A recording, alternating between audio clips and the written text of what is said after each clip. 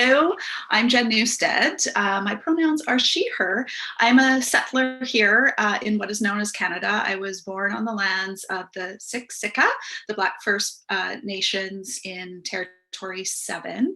I grew up on the land of the Qualicum First Nations, and I raised my hands to the Musqueam, Squamish, and Tsleil-Waututh nations as I currently reside on their lands, and I make a commitment to learn about their unique traditions, history, and cultures as part of my gratitude for being here.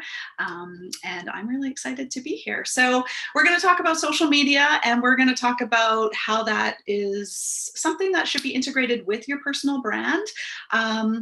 I am not the authority on this by any means. I am just an active person in the social media community, and I'm just going to share from my perspective things that I have done that have helped to amplify the visibility of who Jen Newstead is from a professional capacity, and just give you some tools and resources and some tips on what's really important to be thinking about, and you know, how you're showing up in these spaces. I would love for this to be interactive. So if you have a question, feel free to just literally unmute yourself. We're a pretty intimate group. So no question is wrong. No question is right. I'd rather hear from you. I'd want to learn from you as well. So let's just keep it open dialogue, or popcorn style, as they call it. So this slide here is really just, these are the 3 social channels that you will find me on. I'd also love for all of you to share in the chat box, which I no longer see. Just where you are, introduce yourself, and you'll see my slide here is what I put in the chat box. So I'm Jen Newstead, my pronouns are she, her. I love connecting. Where you can find me, so you can find me on Twitter, you can find me on Instagram, or you can find me on LinkedIn. So I'm looking forward to connecting with all of you. I'm one of those people where you get the whole spectrum. Because of the participation I've done within social on my journey to understand these channels, I use all of them for potential business opportunities. I get a ton of opportunities on Twitter. I find Twitter to be the utmost authentic of all of the social platforms. I find LinkedIn completely inadequate. Most people don't know how to use it. So it's really interesting. So I'm excited to hopefully share some really valuable information with you. Please know that you can reach out to me after this. I'm happy to have a one-on-one and sort of appreciate that no 2 social media journeys or brands are the same. So by all means, feel free to connect with me on any of the channels that you now have my handles to. So this is a very terrible slide because it has way too much copy on it, but essentially this is my LinkedIn about section. So similar to some of you that are on this call, I have a non-linear career path. I grew up in advertising. I started volunteering when I was in advertising. I left advertising to pursue purpose-driven work. I went into the nonprofit realm. I wasn't quite finding my fit there. I stepped out of nonprofit, still wanting to pursue purpose-driven work. I needed to pay my rent, so I worked in film and television production, and then eventually I got back into the private sector where my purpose-driven work career began to sort of get some legs, and now I sort of have this spectrum of capabilities. I'm like a Swiss Army knife, and it's really daunting to figure out how to tell people what you are. So this about section, I constantly am changing it. It is evolving all the time. So this is part of the experience, is really just like, what do you want to tell people? What are you, what are you wanting to get visibility for? What's your expertise in? So I have moments, my imposter syndrome, when it pops up or plays on me, I'm like, oh, I wish I was just one thing. I wish I just was a this. But the thing is, I don't wish that, because I'm sure it is equally as challenging to just be that. So it's really fun, kind of, to sort of figure out how to thread in a summary what you are and who you are to people. And fully well knowing that it might not resonate with everyone. So my go-to social networks of choice are Twitter. That's why it gets a little love, Instagram, and LinkedIn. And I just wanted to highlight, and Christine already mentioned this, so I met Christine through Twitter, and this was part of our engagement on Twitter earlier this year, and we got to meet in real life. And so from there, I got to meet Swida, and I became friends of SCWIST as well as IWS. And it's really just this is such a great example of how I show up in social media is really, I'm present, I'm engaging, I'm connecting, I'm following through. And now here I am, you know, Christine and I have had some one-on-ones this year, and I get to be with all of you today. So you really do have an incredible amount of power to connect with people, create opportunities. It's really a fantastic thing once you figure out how to get there. When I worked in advertising back in the mid 2000s, Twitter was invented. And the creative director of the advertising agency I worked at told all of us that we needed to be on Twitter because it was inherent, like we needed to know how it worked so that we could help our clients understand it.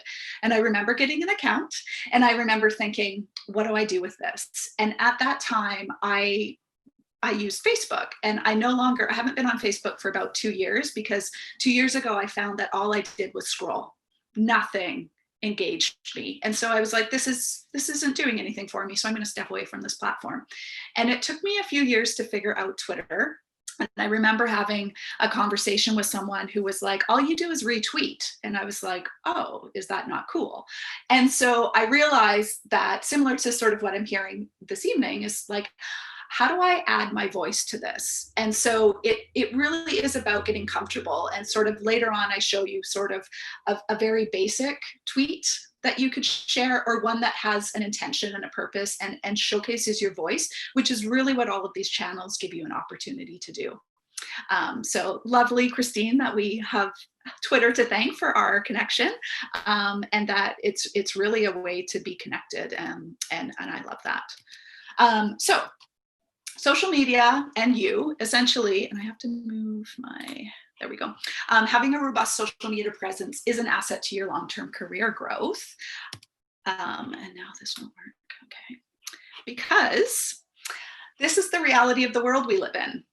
So I thought this was sort of a cute little cartoon that is what's happening. There are endless recruiters, there are hiring managers, they are looking at candidates, and vice versa. As someone who is looking at organizations to work with, I am doing the exact same thing. Are they on social media? Are they showing up in the areas where I feel they should be? So just a friendly reminder that there is social media is a huge part of our world these days. But it has some incredible benefits. So you can expand your network, you can share your expertise, there's career opportunities, you can learn new things. It really is truly an incredible invention. Once you sort of find your groove with it, it's quite a wonderful thing. So what is it? It's computer-based technology that facilitates the sharing of ideas, thoughts, and information through the building of virtual networks and communities. That's the actual definition of it.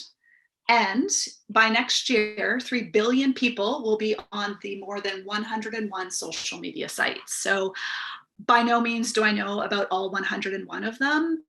A lot of them are extremely niche, but when you start to really think about the definition of what social media is, a lot of them we're already using. If you use a Slack channel, if you use Google Suite, this is social media, what we're doing right now. So there's actually quite a lot of social media in the sort of broader sense that is part of our day-to-day lives that we maybe don't consider when we think about the sort of main social media sites, which would be like the Facebooks, the Twitter, the Instagram, the LinkedIns.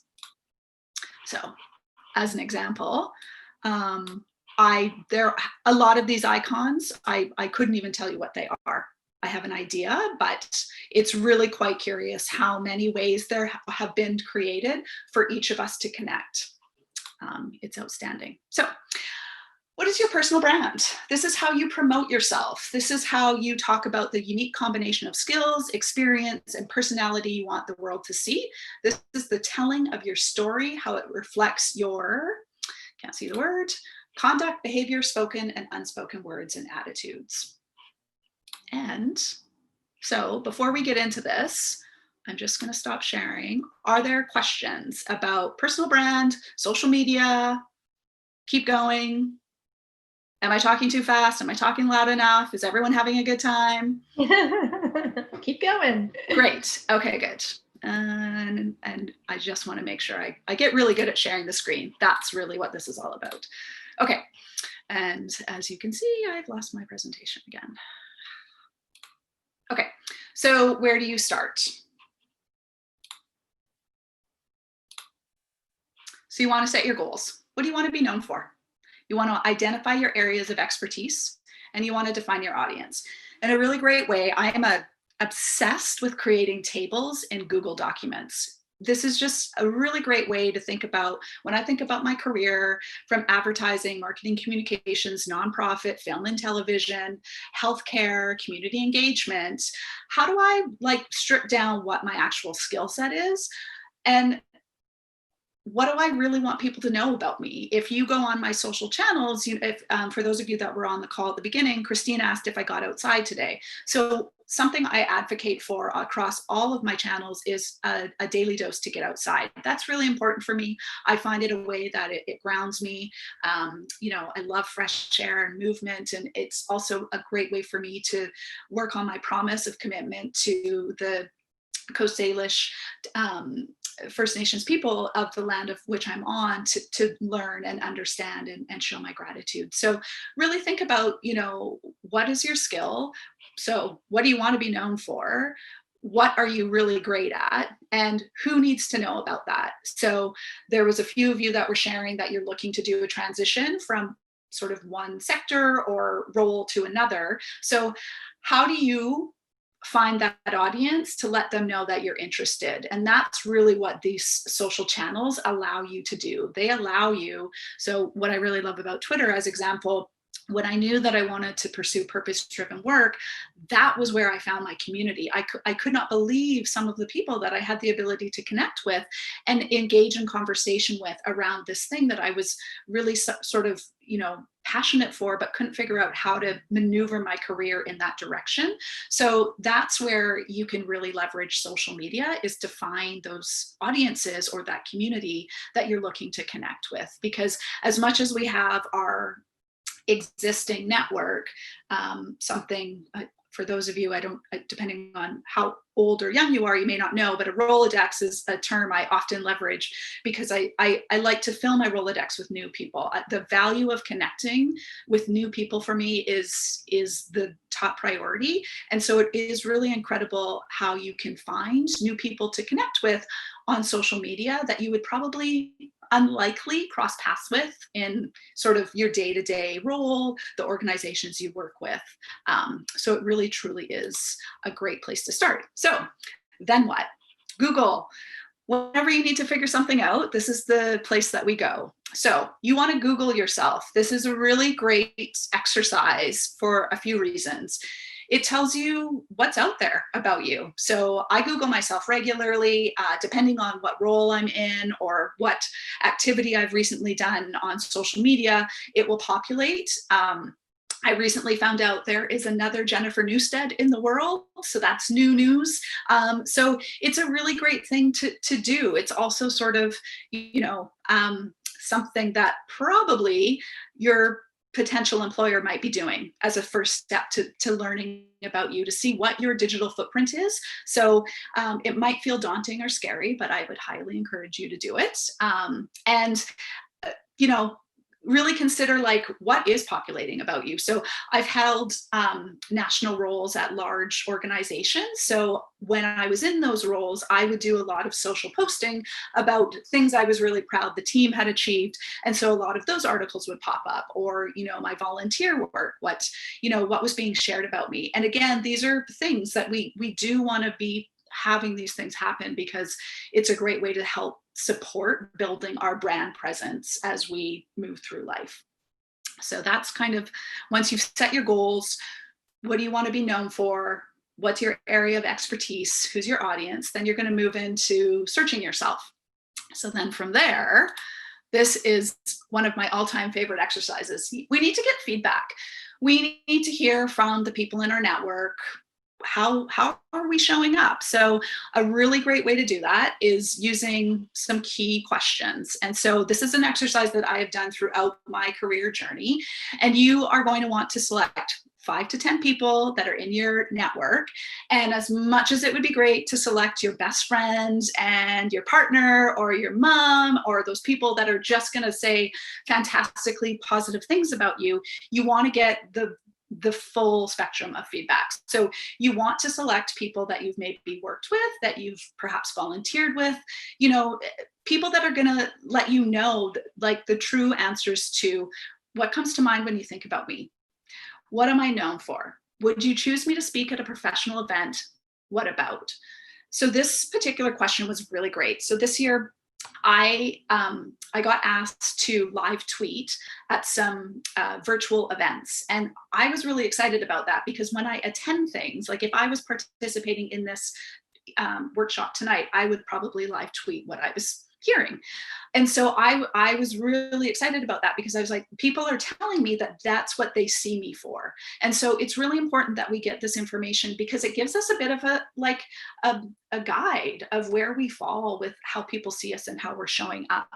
And so really do think about who you might ask, you know, if you've been a member of SCWIST for a long time and you've, you know, been involved in sort of a larger capacity that you've done some work for them, like they would be a great opportunity to ask and sort of just collect that. And again, you want to put that into that table because what's so incredible about it is you start to see themes of keywords of what people see in you. And then that helps you understand, like, you know, you've got your resume, you know what you can do, you know what your expertise is, but it also sort of gives you an additional layer of, oh, I can also use those words, or that's really interesting because I didn't realize I had a strength in that, or I don't see myself in that capacity. So remember to collect all of the data so that you can really start to, you know, beef up who you are, if you will. So I wanted to share, I had recently done a similar exercise to this year.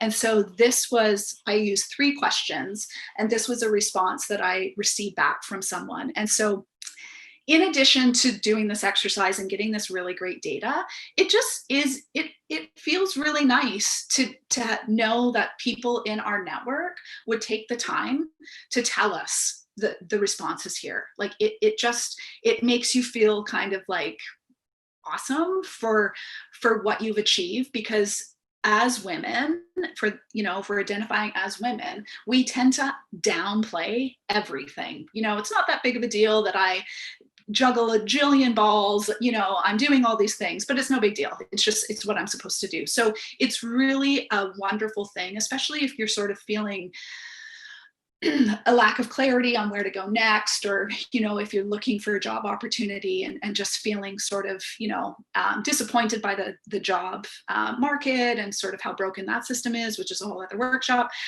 It just feels nice to know. And so here was really, what was really great about this particular response was clarifying was in each response. So that was really interesting because I recently just wrapped up a project where I worked with a nonprofit. And the founder was like, you are incredible at making things clear, like you clarify everything. And so that's really interesting because I might use a different way to explain that, but it was just, it's really, you know, I should clearly be putting that in my about section on my LinkedIn page, because this is a strength that people are seeing and they find it really valuable. So great exercise, highly recommend. And yeah, and it's, as I said, it's an exercise I've done for years as my, you know, just like all of us shared, we're at different stages, we're getting masters, we're doing jobs that we love, we're changing jobs. And so, you know, as my career path went on its journey, I rebranded myself. You know, I evolved, I changed because I was growing, I was adding new skill sets, I was changing sectors, you know, so it is a really great exercise to do. Any questions? Can't see your faces, so I'm going to keep going. Go ahead. Okay. We're engrossed. Okay, amazing. I love it. I'm like, I don't want to be just talking at them. Okay, so then what happens? So then you're going to review what comes in. And this is, as I just shared, so what patterns come up. So you're going to start to see some themes on words. And does your reputation, is it in line with your long-term objectives? And we have to listen to what people say about us. As much as we're well-intentioned and, you know, we think we show up in a certain way, we do have weaknesses and we do have unconscious biases. And so it's really important that we just sort of connect the dots of sort of how we think we're showing up and how others see us. And then also, what are you known for beyond your professional expertise? And I think this is really important because a lot of you touched on this, is sort of, you know, your brand is so much more than your job. Your life is so much more than your job, but we sort of work in this world where it's like your job is everything. And so I think it's just really interesting. And you might find, like, I talk to a lot of people and they want to get involved in volunteering, but they don't know where to start. But for me, like, doing work in kind has been a huge part of my life. And so it's really kind of one of those things where you realize that a lot of the in-kind work that I do, it's builds other skill sets. And, you know, it's a really great way if you're looking to add to your repertoire, to go and find an opportunity to build a new skill or to get better, strengthen a skill that maybe you don't do in your day-to-day. And then you can add that to your LinkedIn and to your sort of, hey, look at me. This is what, you know, my area of expertise has just expanded now because I may do this on the day-to-day, but look what I'm doing over here. So it is a really great, like, I think if you know, there's lots of takeaways I hope that you all have, but just when going through this, remove the blinders as much as you can. I think I think about this all the time. So working in certain sectors and certain areas of life, there's unique language that's used. I was recently speaking with someone about project management. So being a project manager, that's a unique role across many different areas. It means different things. And oftentimes when we're in certain sectors or organizations, there's acronyms, there's language that's used that's so unique to that place. So just really think broadly here, and just skill sets are super transferable. And, you know, maybe not if you're like a very niched specific something, but just appreciate, are you working with people? That is a huge skill set. That is, you know, that is something that can be applied very broadly. You know, do you use technology? Are you, like, how do you show up as a leader? Like, just appreciate that it is very vast, and that you probably have an incredible skill set. You just have to remove those blinders and think a little bit more broadly about it. So putting it together. Dun, dun, dun. This is, if I could repeat anything, consistency is so key. So your profile image, your bio, your cover photos, they should look similar.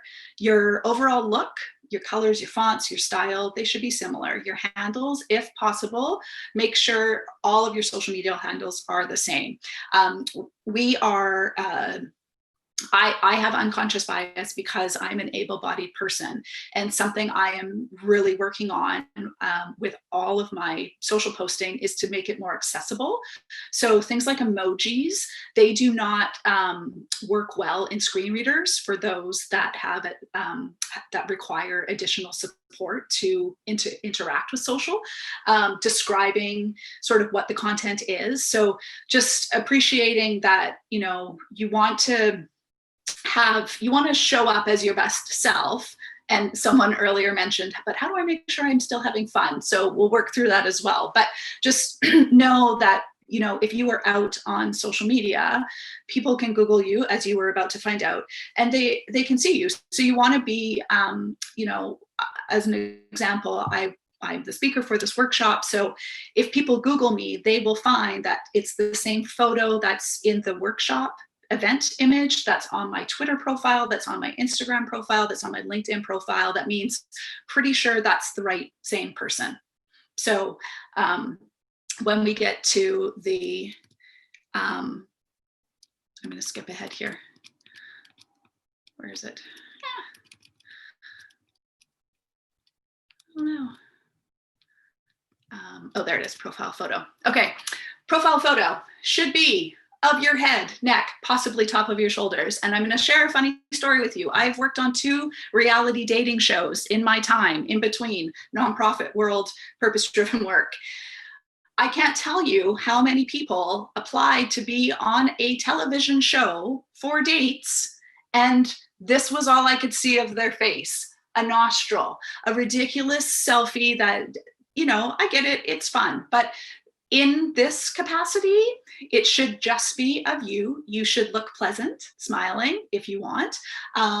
It should also only be you. So unless it's appropriate for you to have your kid in your profile photo, your cat in your profile photo, your whatever in your profile photo, unless it's this, it's an appropriate to your field, it should just be you.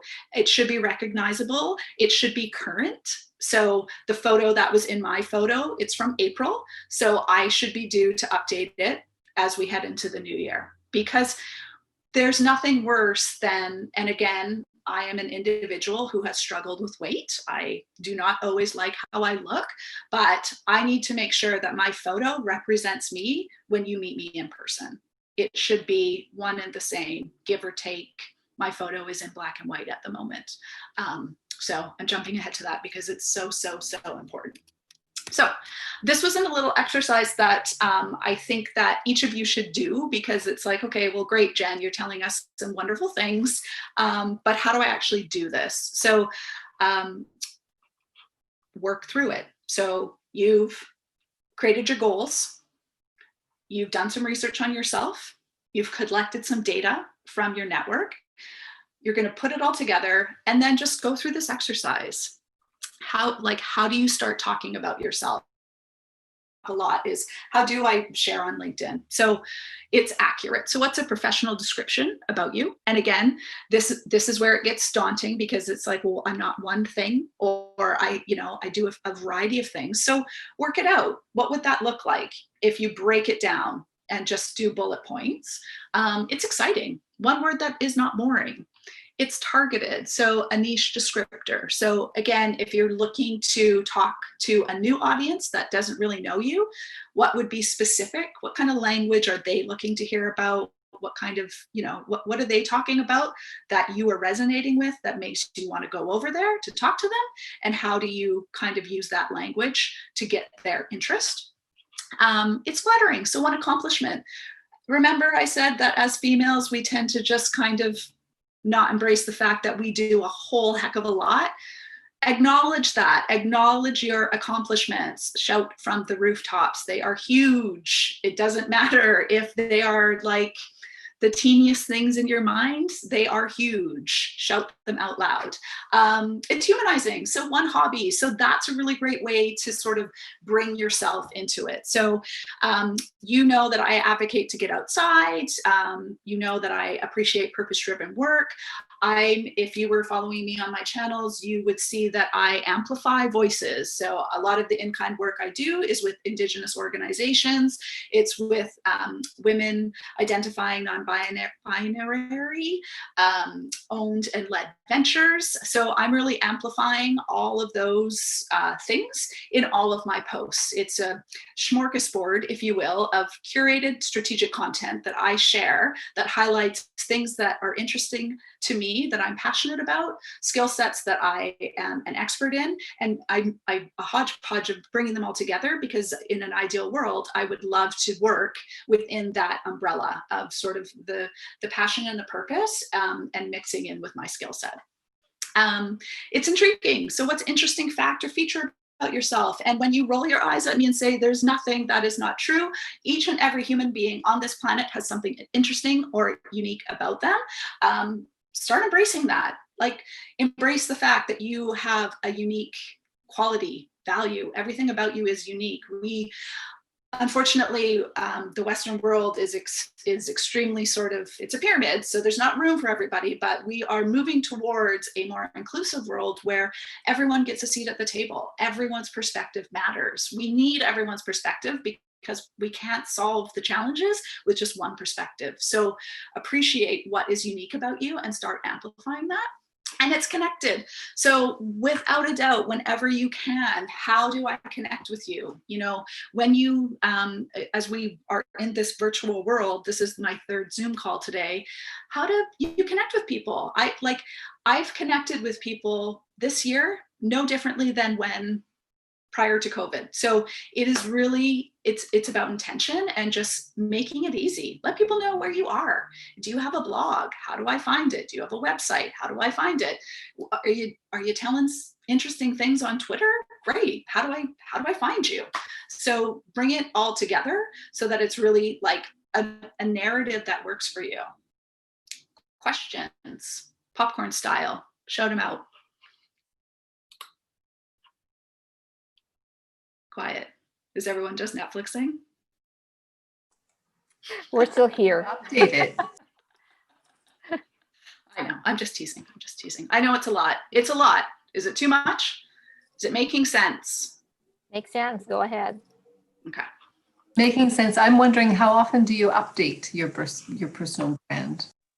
Ooh, I'm just going to stop sharing for a second. Who asked that? Just so I can. Who asked that question? I just want to make sure Louise. Louise.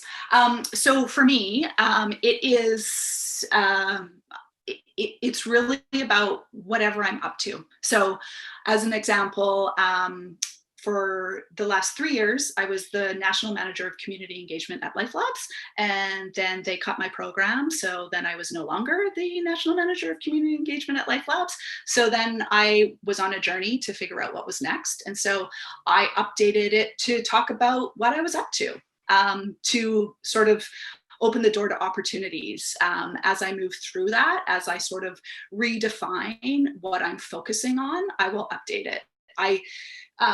When we get into this, like I post daily. I like my about section, I don't change daily, but I think about it every time LinkedIn says, 12 people were at your profile. And I'm like, okay, 12 people were at my profile. Great.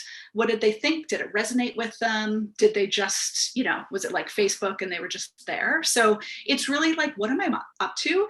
And who am I looking to get visibility from? That's really what drives my strategy around how often I'm updating things. And, I think you shared that you're on LinkedIn, but it's maybe a little bit out of date, and you are not unique in that. There's so many people that they've got a title that, they're no longer in that role. That it's been 5 years, they're gone. And it's just, everybody is participating in social media in a different pace. So I just think it's a great way to like, I am the person. When I go to anything, I search everyone. I search the people that are on the panel. I search the organization. I want to see what they're up to. And I really want to know the goods. And I want the human aspect of Louise. There's so much sort of like, again, the language of what we think is correct. Like I really infuse Jen Newsted into everything. Like when you read something I post, it will be very similar to how I speak, because I don't want to have this sort of distant sort of like, here's my very polished corporate voice. This is me. This is Jen Newsted. It's what you see is what you get. So it's really kind of about like, what's your intention with updating it? So you might, want to, I don't know how long you've been in your role. You might not be wanting to change roles, or maybe you're thinking about changing roles, or maybe you just want to highlight some of the stellar things you've accomplished. Like that's a great thing. And I think it's, there's no end to, it doesn't always have to be about a job. It can be about building community. It can be about meeting new people. And so you can, find ways to use key language that is, resonates with others. And that's how you kind of start to build community in another capacity. Amy. Hi, Jen. I have 2 questions. Mm-hmm. One is for the LinkedIn and one is for the Twitter. So I have been using LinkedIn a lot during COVID, and it has been great. Like I have connected with a lot of people over LinkedIn, especially professional from the industry, and doing informational interviews. It has been great. But so do you think that I should be accepting a request from the people irrespective, like of where they come from. Should it be about quality, or should it be about quantity? Because at the end of the day, when it increases your visibility, they would like your post. That's how it works. You also want to focus on the metrics, but then you also want the quality. Like, you want to connect with good people, right? So what is your thought on that one? The second question would be about Twitter. So I started Twitter lately, but I'm not so you can say I'm a newbie on Twitter, and I don't know how to handle that. I'm like lost in a big sea of who to follow and whom to not. And I'm a bit conscious of putting out tweets, because like after 2 years, I don't want to regret, oh my God, I tweeted that and it has become a disaster. So yeah, I want your thoughts on that too. Amazing questions, Nirali. And you must have looked ahead of my slide, because without a doubt, I have a bullet point that says quality over quantity. So it really is, it's something that each of us have to decide what makes sense. So if someone reaches out to me on LinkedIn, like cold, just wants to connect with me, I definitely look at them. I try to see, what's the intention here. If it's someone that I think makes sense to be connected with, I will connect with them, and I will immediately email them. And I ask them a question, what's inspiring them these days? Thank you for connecting. What's inspiring you these days? And if they don't respond, which 90% of people don't, because it's turned into collecting connections, it's disappointing. So you will find that there are going to be some people that you cross paths with, and you might connect with them, and later on, if it makes sense, you can deconnect with them. So it's tricky, but for me, like, authenticity is key, 100%. When it comes to being a newbie on Twitter, that's an exciting time, because it is a little bit daunting. What are you passionate about? Who are leaders you look up to? What industry do you work in? That's where I would start, or recommend sort of finding people in those sectors to follow. There's incredible people out there. Hashtags are a really great way to do that if you're unsure, or Google, what kind of things that might fall into for you, and then go and find them on Twitter.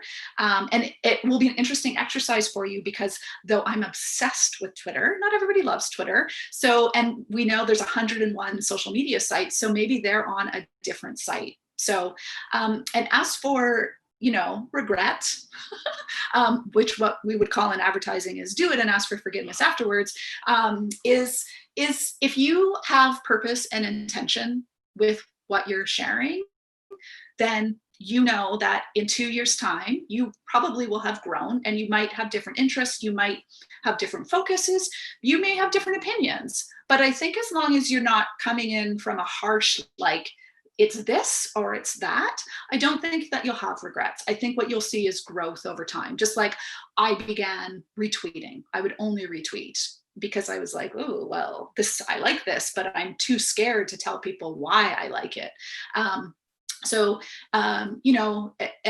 just really, like, before you hit post, ask yourself, why am I doing this? So when I first got into Instagram, I used to post food a lot, like, oh, I'm eating this. And I got to a point and I was like, why am I doing this? Like, this is such a privileged thing. There are so many people that don't even have anything to eat, and I'm just over here like, look at this cheese sandwich I'm eating.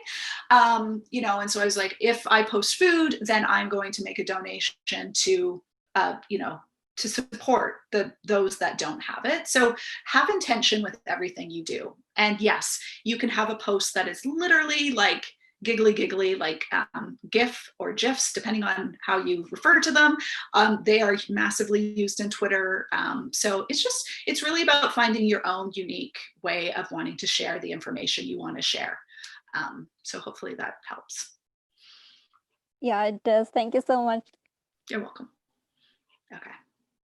Shall I move along? Amy, did you have a question? Yeah, okay. I realized there's a new feature in LinkedIn on the profile, on the picture, saying that open for work, there's this sign there. what would be your opinion on that? Like whether it's good for someone to, put that on whenever they are looking for a job, because it may be viewed as that person is very desperate in looking for a job. Yeah, and I have a candidate, sorry, I have a client actually that I was helping with, and she was looking for a job. So I would like to hear your opinion on it. So it will just be my opinion. I am not an expert in this. I think that LinkedIn is doing everything it can in this year to be a better platform. And so I really think that that's a great option to test out and see if it works. And the thing is, it needs to be more than just the profile photo. It needs to be the about section. Like it needs to, essentially what will happen is it will draw potential recruiters in, right? There's going to be like, I'm going to use all the wrong terminology here, but like the behind the scenes, like worms of LinkedIn's platform, they're going to see that and they're going to help recruiters find that. So that candidate who chooses to use that on their profile photo needs to ensure that the rest of their profile, like their experience, their about, everything is amplifying them in a way that then is really like, oh my gosh, what a great find. So 100%, I use available for contracts is another hashtag that LinkedIn recommends. I use it, it's in my profile like immediately. So and you can try it out and it's not forever. That's what's really great is that candidate can try it. And, again, I don't think LinkedIn is an incredible platform. I think there's a lot of challenges in recruitment in general. So I think it's trying and why not test it out, right? That's my thoughts. Great question. Thank you. Okay, let me find the presentation. Share. And okay, so this is another great exercise to do. So filling in the blanks. So I use my and for what. So just really kind of helping you get into the sort of quantifiable way of speaking. So that's what I would say, generally speaking, when it comes to LinkedIn, to resumes, we are really great at describing our roles. What we need to be better at and what we should be amplifying is what did we accomplish? So what did we achieve? Like, great, this was the role, but like, what did you do that was amazing in it? And remember, like, we forget how much incredible work we do. So really kind of like, as an example, when I worked in marketing communications, I worked at Bell.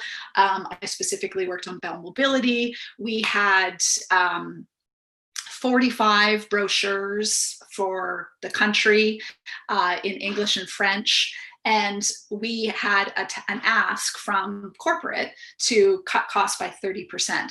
So we streamlined the process of how we work. So I was marketing communications. I worked with hardware. I worked with pricing. I worked with legal. I worked with marketing. And we streamlined those 45 brochures to 22. In addition to sort of the review process. So we worked with 5 different advertising agencies. We worked with English and French. And so it really is like a huge feat because I know that because of the systems we work in, that, the powers that be, they really like to see people that can sort of, 30% cost reduction is huge. And so that's a huge value add, is that I understood that ask and I achieved it. And here was the outcome that I did for that. So really thinking about what did you do in your role? Like, great, I see that that's your day-to-day task, but how did you go above and beyond? Or how did you overcome a challenge? Or how did you implement something to, open the door to great successes? So just really think about sort of, what do you do? How are you doing it? What's the value you're bringing in by doing that? And then start using that language, specifically like in your LinkedIn, but also when you're thinking about your different bios on all of your different channels. Okay, so just a recap. The photo should be of your head, neck, possibly top of your shoulders. It should be in a manner appropriate to your field. It should be just of you, unless it is appropriate in the manner of your field to have someone or something else with you. And it should be current, and remember to smile. You want it to be welcoming. So, okay, social channels. So this is a tweet I saw this week, and I think it's very fitting. So hello, hi. You don't have to do all the things. It can be overwhelming trying to be on TikTok, IG Reels, Twitter, Facebook, Pinterest, Clubhouse, LinkedIn, all at the same time. You will be stretched thin and unable to provide enough value. Start with one thing and expand later. So earlier, all of you shared that you are on a selection of channels, which is exciting. And we know there's 101 to choose from. And what I love about social is we get to customize where we think we want to be. As someone who looks at everybody and sees what they're doing, and I'm disappointed if they're not active on Twitter, or if they have an account but they haven't posted in 2 years, that disappoints me. So know where you want to be and just start small. You can't take it all on. The project I just wrapped up on, very, very, very lean team, very, very, very few resources. We couldn't, we were on LinkedIn, we were on Twitter, we were on Facebook, we were on Instagram. We had to remove one of those because it takes time to post. It takes time to think about intentionality when it comes to what you want to share on LinkedIn. As an example, LinkedIn, Instagram, and Twitter, those are my go-tos. And so I will often, if I'm posting something, I'll post across the channels, and each post has to be unique to the channel because each channel has different real estate.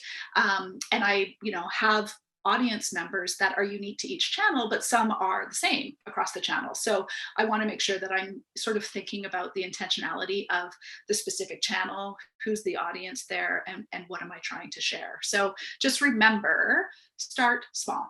Start with what you feel comfortable with. So thank you, the Julia Rock, for sharing, because it's a good reminder. And so how do you decide which social channels to be on? So who do you want to have visibility to? There is a ton of people that are on Facebook. There are a ton of people that are on Twitter. There are a ton of people that are on Instagram. There are a ton of people on LinkedIn. There are a ton of people that aren't even on those channels. So when you think back to setting your goals on your brand and researching yourself, getting your data to review and putting it all together, where are you trying to go? What are you trying to get visibility to? And where do you find them? Where do you find them talking? Do they read blogs? Is there a Facebook group that they're a part of? Are they a Twitter group? You have to do a little bit of work to find them. So you may find that you want to start with LinkedIn, from a professional capacity, but just remember, remove those blinders and know that everybody that's on social media has a profession, and we can cross these platforms. So there's opportunities everywhere. And what's the purpose and intention of your post? So is it you want to amplify the accomplishments you've done this year because you are wanting to get visibility from a new organization that you're hoping to go work with? Maybe you're trying to get into a master's program. Maybe you are just volunteering to expand on a skill set or to get a new skill set. And you really want to give awareness to this incredible organization that needs more awareness. So really think about the different intention and purpose of what your post is for. And again, you can have fun. It can just be a post to be a post. But humans really like human to come through. So just really think about why you are sharing what you're sharing. Add your authentic voice. That is the key. So you are a unique individual. Use your voice. Talk about your lived experience. That is like so powerful. I can't even tell you. I go to a lot of events, and I think every time I sit on when I listen to a panel, I think anyone could be on a panel. Everyone has a story. Everyone. So use your voice. Your authentic voice is what makes you special. Lift other voices up.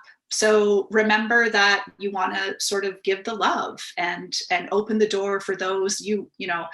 We each have a scope of influence. It's astounding how much of an influence we have, whether you believe it or not. But you will start to post. You might have a bit more intention with your posting. People are going to see that. People will resonate with you on that. But you are going to inspire other people in your network to use their voice and to start, you know, opening the door to sharing more, which is really great. Here's that fantastic bullet. So quality over quantity, and be human. That is so key. Just be human. There is I know it's easy for me to say that because I've been on a journey to embrace being Jen Newsted, and I have been showing up this way for a while now. So I just encourage everyone, just be yourself, be willing to be vulnerable, have some humility. You know, it's okay if it's not a perfect post. It's okay if no one resonates with it. There is always time for another post. So just be yourself. That's so important. And so to get a little bit more into detail here, so if you're not sure what to start talking about, find some relevant articles and engage with the community that's already established around your desired field. So as shared earlier, when I sort of found my groove on Twitter and I attached it to that purpose-driven work community, wow, they're all there. And there is lots of articles that they are sharing that I can read, that I can then engage with them on. So really wonderful. I can then take that, I can share that on LinkedIn, crediting, of course, where I found it, which is really important. And the more constantly you share about this topic, the more people will start to associate with you that topic. So again, get outside. That is my go-to. People know that I talk about that. Supporting women in business, you know, amplifying voices. People know what I stand for. And so that's because I am constantly talking about these things.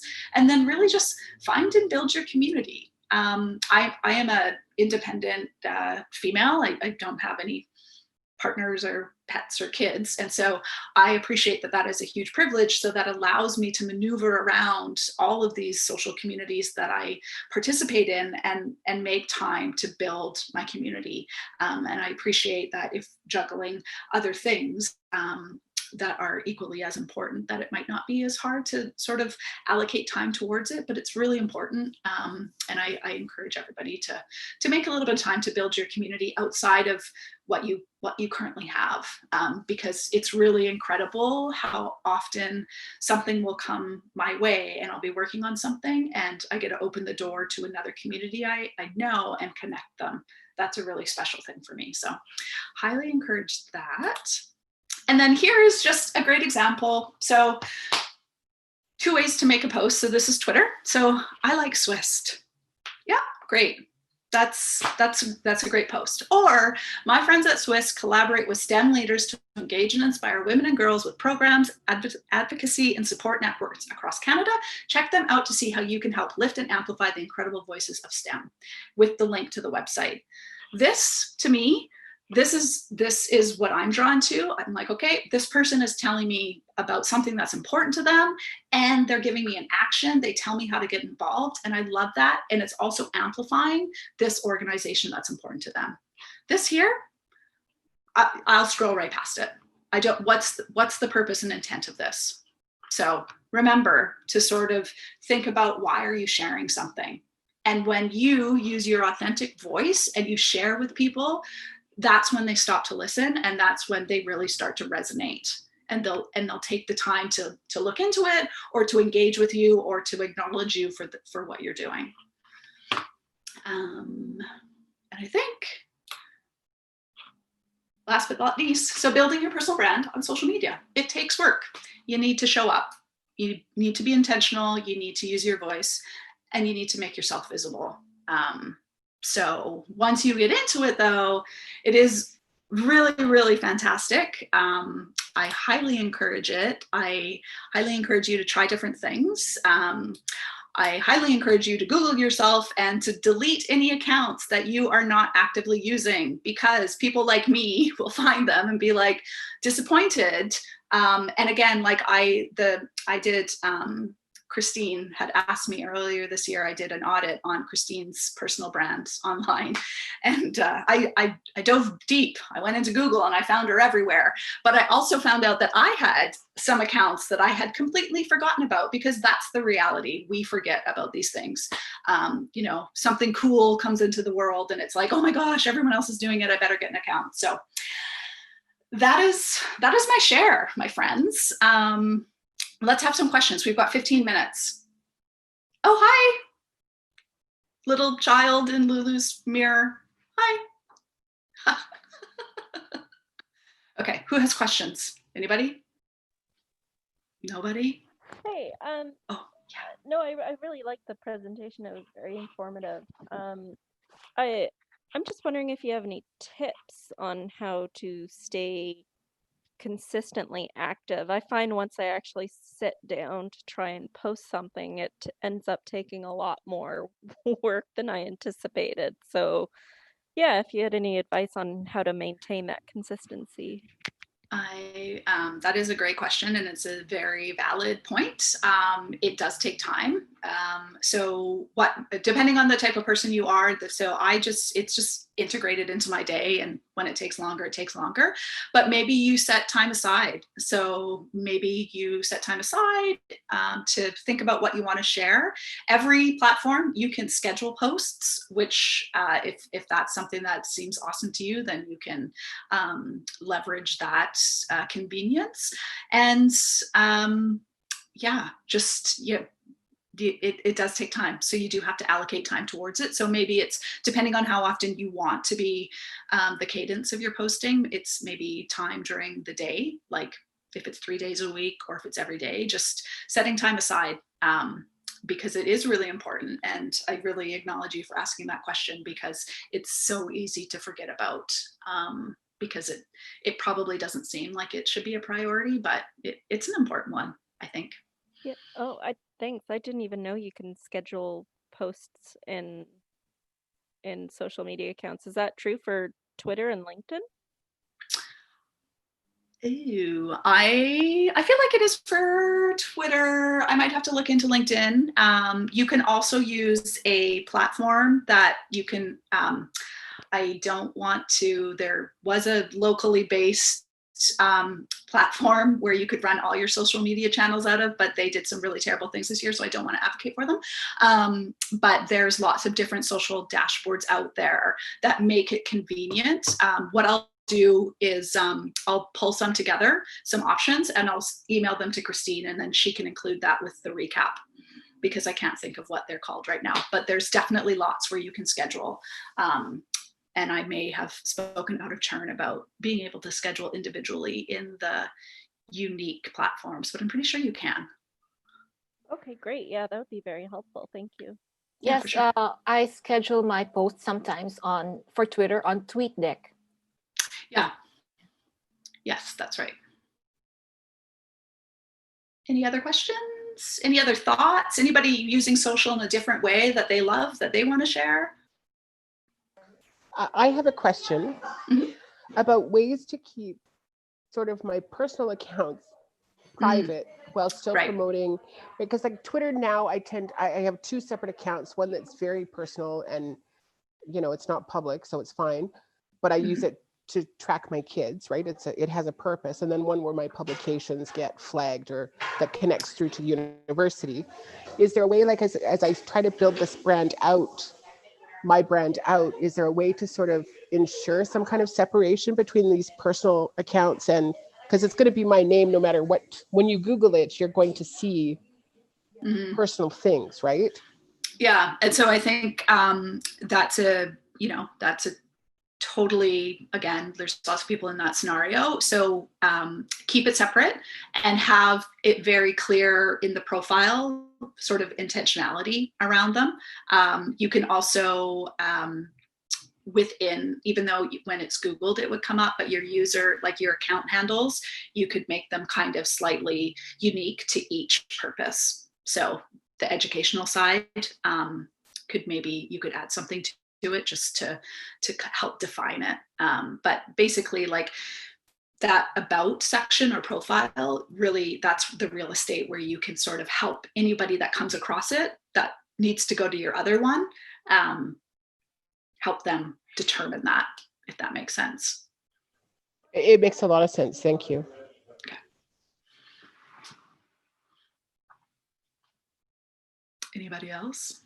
I'm checking to see how many of you followed me on Twitter. Nobody. You have to put Sorry, your. I don't have my phone here. I will do it later, though. I promise. I'm teasing. Yes, Lula.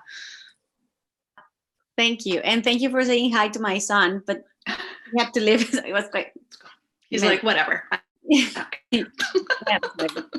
But anyway, you know what? I'm thinking about my Facebook account. I think I'm very disorganized with that one. As soon as my first son was born, everything changed for me, and I moved to different countries actually.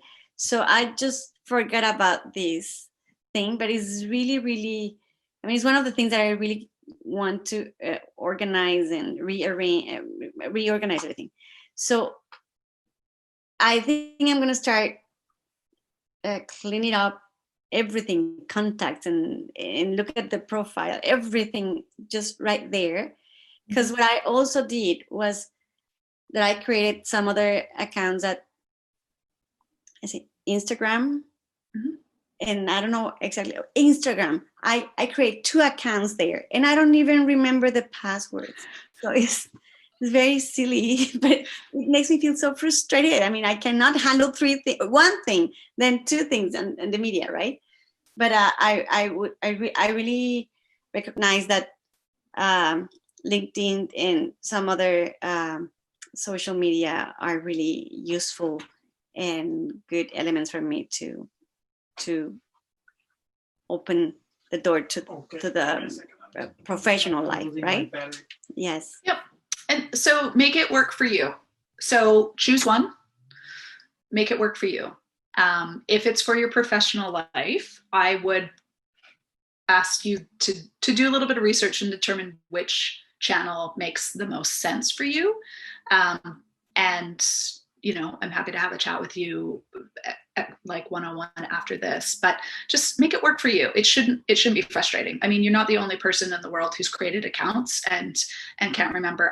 In January, I was in New York. I was on a job with a tech team that was at the National Retail Conference in New York. It's the largest retail conference in North America.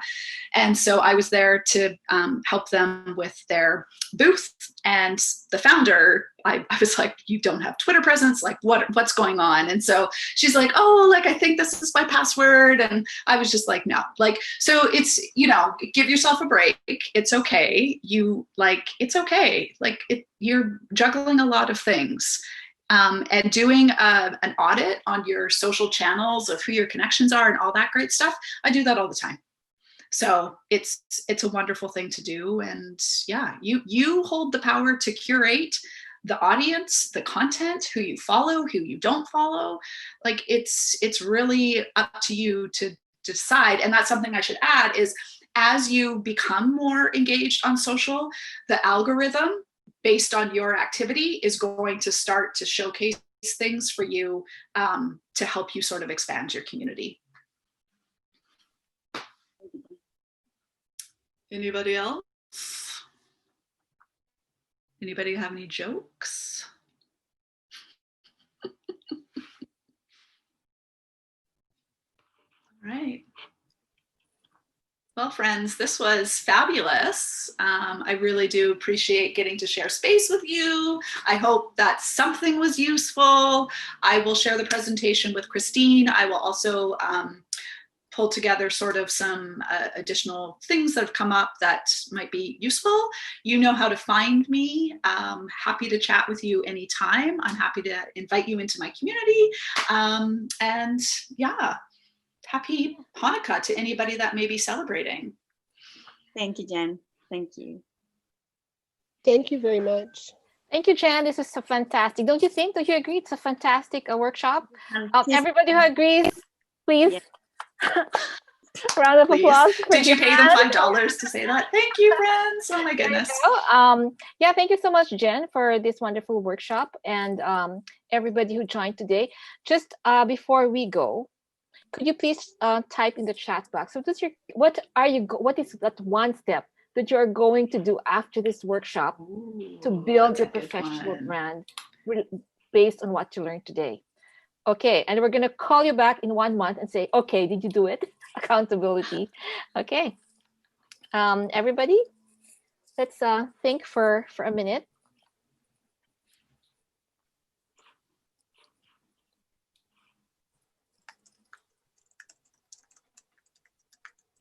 Yeah, Cheryl, that's awesome. Oh yeah, retweets, intentionality, personalizing the posts. Yes, I love auditing. Auditing is my favorite. So yeah, so the story with Jen is that I asked her like a friendly favor. Hey, can you just look at my digital footprint? And before I knew it, she had all this spreadsheet, and she really dug deep, like all of the websites and everything, my posts, and whoa, I was really blown away. Yeah. Yeah. I still have to work on my social media though. Okay, so I'll get a new profile picture. Yes. Start the Twitter account. Yes, follow Jen. Tag us. Yeah. Yeah, I love this. This is great. And also, like, you know, I was happy to do that audit with Christine, and it's just so helpful when other people give us a perspective of what we're putting out there, you know, because we forget what we're immersed in our life. So just, you know, have someone peer review it. And I love, like, read it out loud. Have someone read your bio out loud so that you hear what you're putting down in words, because sometimes it doesn't read the way you want it to. So great. Thanks, everyone. And have a good evening. Bye. Thank you. Bye-bye. Thank you very much, Jen. Thank you. You're welcome.